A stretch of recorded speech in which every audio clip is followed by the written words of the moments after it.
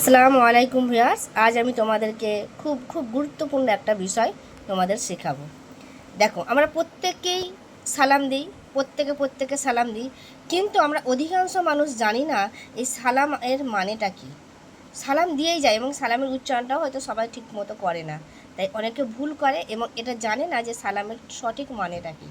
দেখো, আমরা কী বলি আসসালামু আলাইকুম। এই আসসালাম মানে হচ্ছে শান্তি, আসসালাম মানে হচ্ছে শান্তি, ইসলাম মানে হচ্ছে শান্তি। আর আলাই, আলাই মানে হচ্ছে উপর। দেখো,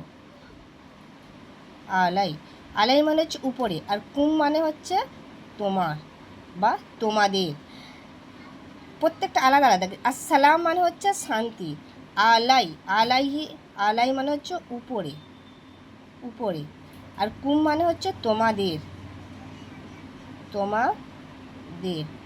তাহলে আসসালামু শান্তি, আলাই উপরে, কুম মানে তোমাদের, আসসালামু আলাইকুম তোমাদের উপর শান্তি বর্ষিত হোক। অর্থাৎ আসসালামু আলাইকুম তোমাদের উপর আল্লাহর শান্তি বর্ষিত হোক।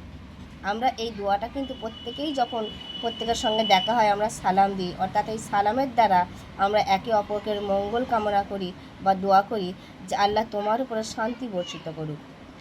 এরপরে দেখো, এরপর বলে কি, সে উত্তরে কি দেয়, ওয়া আলাইকুমুসসালাম, ওয়া আলাই, আমরা বললাম কি এবং, ওয়া আলাই, লাই মানে হচ্ছে তোমার ওপর, আলাই তোমার ওপর, কুম মানে হচ্ছে তোমাদের ওপরে আসসালাম শান্তি বর্ষিত হোক। অর্থাৎ একজন বলল যে তোমার উপরে আল্লাহ শান্তি বর্ষিত করুক, আর অপরজনও তার উত্তরে বলল তোমার উপরেও আল্লাহ শান্তি বর্ষিত হোক।